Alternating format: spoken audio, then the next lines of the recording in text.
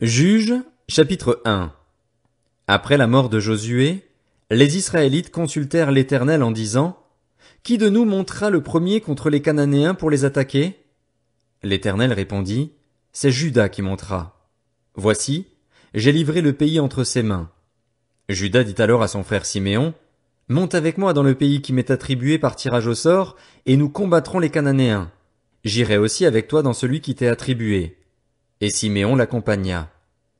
Les hommes de Juda montèrent, et l'Éternel livra les Cananéens et les Phéréziens entre leurs mains. Ils bâtirent 10 000 hommes à Bézek. Ils y trouvèrent le roi Adoni-Bézek et l'attaquèrent, et ils battirent les Cananéens et les Phéréziens. Adoni-Bézek prit la fuite, mais ils le poursuivirent et le capturèrent, puis ils lui coupèrent les pouces des mains et des pieds.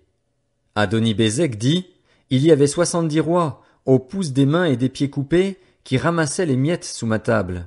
Dieu me rend ce que j'ai fait. On l'emmena à Jérusalem et il y mourut. Les Judéens attaquèrent Jérusalem et s'en emparèrent.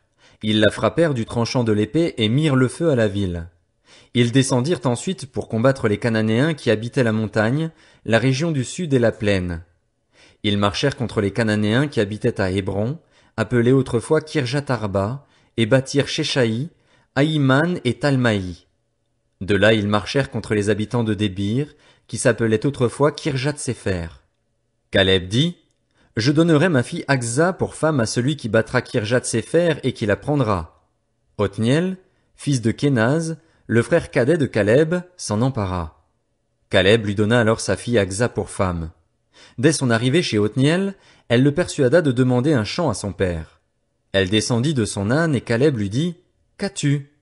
Elle lui répondit: Fais-moi un cadeau. En effet, tu m'as donné une terre située au sud. Donne-moi aussi des sources d'eau. Et Caleb lui donna les sources supérieures et les sources inférieures.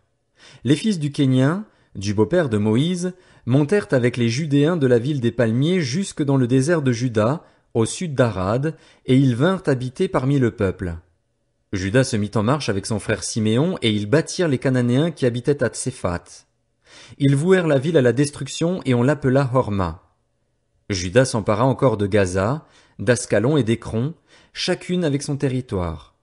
L'Éternel fut avec Juda, qui se rendit maître de la montagne, mais il ne put chasser les habitants de la plaine, parce qu'ils avaient des chars en fer. On donna Hébron à Caleb, comme l'avait dit Moïse, et il en chassa les 3 descendants d'Anak. Les Benjaminites ne chassèrent pas les Jébusiens qui habitaient à Jérusalem, et ceux-ci ont habité jusqu'à aujourd'hui dans Jérusalem avec les Benjaminites. La famille de Joseph monta aussi contre Béthel, et l'Éternel fut avec eux. La famille de Joseph fit explorer Béthel, qui s'appelait autrefois Luz. Les guetteurs virent un homme sortir de la ville et lui dirent: Montre-nous par où nous pourrons entrer dans la ville et nous te ferons grâce. Il leur montra par où ils pourraient entrer dans la ville. Ils frappèrent alors la ville du tranchant de l'épée, mais ils laissèrent partir cet homme et toute sa famille. Cet homme se rendit dans le pays des Hittites. Il y construisit une ville et l'appela Luz, nom qu'elle a porté jusqu'à aujourd'hui. Manassé ne chassa pas les habitants de Beth-Shean, Tanak, Dor, Jibléam, Megiddo et des villes qui en dépendaient. Les Cananéens voulurent rester dans ce pays. Lorsqu'Israël fut assez fort, il soumit les Cananéens à des corvées, mais il ne les chassa pas. Éphraïm ne chassa pas les Cananéens qui habitaient à Gézer, et ceux-ci habitèrent au milieu d'Éphraïm à Gézer. Zabulon ne chassa pas les habitants de Kitron ni ceux de Nahalol. Les Cananéens habitèrent au milieu de Zabulon, mais ils furent soumis à des corvées. Azer ne chassa pas les habitants d'Akko, ni ceux de Sidon, d'Ashlal, d'Akzib, de Helba, d'Afik et de Rehob.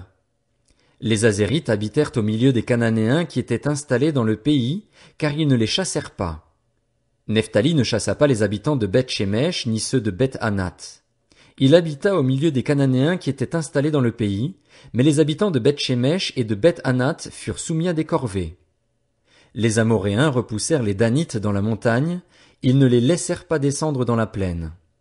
Les Amoréens voulurent rester à Ar-Hérès, à Ajalon et à Shaalbim, mais la famille de Joseph domina sur eux et ils furent soumis à des corvées. Le territoire des Amoréens partait de la montée d'Akrabim, de Séla, et couvrait le territoire situé au-dessus. Juges, chapitre 2. Un envoyé de l'Éternel monta de Gilgal à Bokim et dit: Je vous ai fait sortir d'Égypte et je vous ai amené dans le pays que j'avais juré à vos ancêtres de vous donner. J'ai dit, jamais je ne romprai mon alliance avec vous. Quant à vous, vous ne conclurez pas d'alliance avec les habitants de ce pays, vous démolirez leurs autels. Mais vous ne m'avez pas obéi. Pourquoi avez-vous fait cela? J'ai dit alors, je ne chasserai pas les habitants de ce pays devant vous. Au contraire, ils resteront à vos côtés et leurs dieux seront un piège pour vous. Lorsque l'envoyé de l'Éternel eut dit ces paroles à tous les Israélites, le peuple se mit à pleurer tout haut. Ils appelèrent cet endroit Bokim et ils y offrirent des sacrifices à l'Éternel. Josué renvoya le peuple, et les Israélites se rendirent chacun dans le territoire qu'il avait reçu en héritage pour prendre possession du pays. Le peuple servit l'Éternel pendant toute la vie de Josué et pendant toute la vie des anciens qui lui survécurent et qui avaient vu toutes les grandes choses que l'Éternel avait faites en faveur d'Israël. Josué, fils de Nun, serviteur de l'Éternel, mourut à l'âge de 110 ans.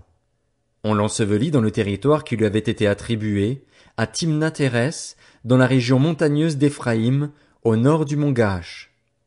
Toute cette génération alla rejoindre ses ancêtres, et après elle surgit une autre génération qui ne connaissait pas l'Éternel ni ce qu'il avait fait en faveur d'Israël. Les Israélites firent alors ce qui déplaît à l'Éternel et servirent les Baals. Ils abandonnèrent l'Éternel, le Dieu de leurs ancêtres, celui qui les avait fait sortir d'Égypte, et ils suivirent d'autres dieux pris parmi les dieux des peuples qui les entouraient. Ils se prosternèrent devant eux et irritèrent ainsi l'Éternel. Ils abandonnèrent l'Éternel et servirent Baal et les Astartès. La colère de l'Éternel s'enflamma contre Israël. Il les livra entre les mains de pillards qui les dépouillèrent, il les vendit aux ennemis qui les environnaient, de sorte qu'ils ne purent plus résister à leurs ennemis. Partout où ils allaient, la main de l'Éternel était contre eux pour leur faire du mal, comme l'Éternel l'avait dit, comme l'Éternel le leur avait juré. Ils se trouvèrent ainsi dans une grande détresse. L'Éternel fit surgir des juges afin qu'ils les délivrent de ceux qui les dépouillaient. Mais ils n'écoutèrent même pas leurs juges, car ils se prostituèrent à d'autres dieux en se prosternant devant eux. Ils se détournèrent bien vite de la voie qu'avaient suivie leurs ancêtres, et ils n'obéirent pas comme eux au commandement de l'Éternel. Lorsque l'Éternel faisait surgir pour eux des juges, il était avec le juge et les délivrait de leurs ennemis pendant toute la vie du juge.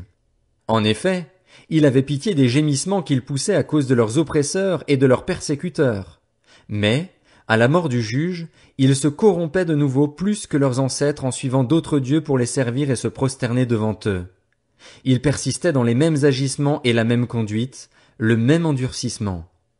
Alors la colère de l'Éternel s'enflamma contre Israël et il dit, « Puisque les membres de cette nation ont violé mon alliance, celle que j'avais prescrite à leurs ancêtres, et puisqu'ils ne m'ont pas obéi, je ne chasserai plus devant eux aucune des nations que Josué n'avait pas encore pu chasser à sa mort.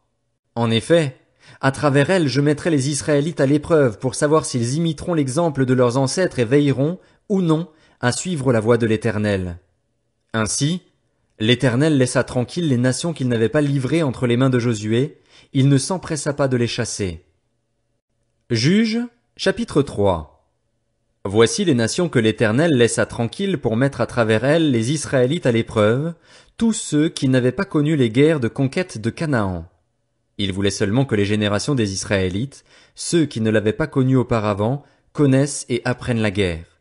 Ces nations étaient les suivantes: les 5 princes des Philistins, tous les Cananéens, les Sidoniens et les Héviens qui habitaient la région montagneuse du Liban, depuis le mont Baal-Hermon jusqu'à l'entrée de Hamath. Elles servirent à mettre les Israélites à l'épreuve, afin que l'Éternel sache s'ils obéiraient au commandement qu'il avait prescrit à leurs ancêtres par l'intermédiaire de Moïse. Les Israélites habitèrent au milieu des Cananéens, des Hittites, des Amoréens, des Phéréziens, des Héviens et des Jébusiens. Ils prirent leurs filles pour femmes, ils donnèrent leurs propres filles à leurs fils, et ils servirent leurs dieux. Les Israélites firent ce qui déplaît à l'Éternel, ils oublièrent l'Éternel et servirent les Baals et les idoles.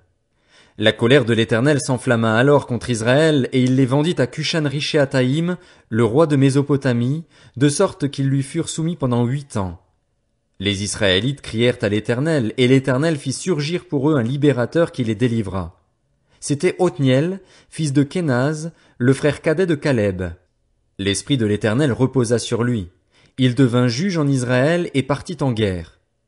L'Éternel livra entre ses mains Cushan-Rishéataïm, le roi de Mésopotamie, et il exerça une puissante domination sur Cushan-Rishéataïm.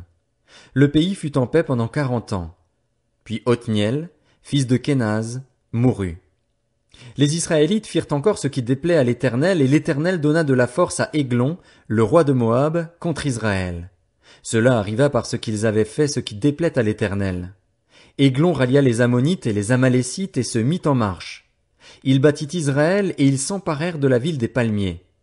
Les Israélites furent pendant 18 ans soumis à Églon, le roi de Moab. Les Israélites crièrent à l'Éternel, et l'Éternel fit surgir pour eux un libérateur. C'était Éhud, fils de Guéra, un benjaminite qui était gaucher. Les Israélites envoyèrent par son intermédiaire un cadeau à Églon, le roi de Moab. Éhud se fabriqua une épée à 2 tranchants, longue de 50 centimètres, et il la mit à sa ceinture sous ses vêtements, le long de sa cuisse droite. Il offrit le cadeau à Églon, roi de Moab. Or Églon était un homme très gros. Lorsqu'il eut fini d'offrir le cadeau, Éhud renvoya les gens qui l'avaient apporté. Il revint lui-même sur ses pas, depuis les statues qui se trouvaient près de Gilgal, et il dit, « Roi, j'ai un message secret à te dire. » Le roi réclama du calme, et tous ceux qui étaient à ses côtés sortirent. Éhud s'approcha de lui alors qu'il était assis seul dans sa chambre d'été et dit, « J'ai un message de Dieu pour toi. » Églon se leva de son siège. Alors Éhud avança la main gauche, tira l'épée de son côté droit et la lui enfonça dans le ventre. La poignée elle-même pénétra après la lame et la graisse se referma autour de la lame. En effet, il ne retira pas l'épée du ventre d'Églon. Puis il sortit par derrière. Éhud sortit donc par le portique, ferma sur lui les portes de la chambre à l'étage et tira le verrou. Quand il fut sorti, les serviteurs du roi vinrent regarder. Les portes de la chambre étaient verrouillées. Ils se dirent, le roi fait sans doute ses besoins dans la chambre d'été. Ils attendirent longtemps. Comme le roi n'ouvrait toujours pas les portes de la chambre, ils prirent la clé et l'ouvrirent.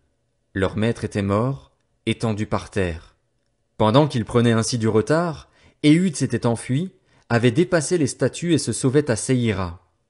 Dès son arrivée, il sonna de la trompette dans la région montagneuse d'Éphraïm. Les Israélites descendirent avec lui de la montagne et il se mit à leur tête. Il leur dit, « Suivez-moi, car l'Éternel a livré les Moabites, vos ennemis, entre vos mains. » Ils descendirent à sa suite, s'emparèrent des gués du Jourdain qui se trouvent en face de Moab et n'y laissèrent passer personne. Ils battirent à cette occasion environ 10 000 Moabites, tous robustes, tous vaillants. Il n'y eut aucun rescapé. Ce jour-là, Moab subit la domination d'Israël, et le pays fut en paix pendant 80 ans. Après Éhud, il y eut Shamgar, fils d'Anath. Il battit 600 Philistins avec un aiguillon à bœuf. Lui aussi fut un libérateur d'Israël.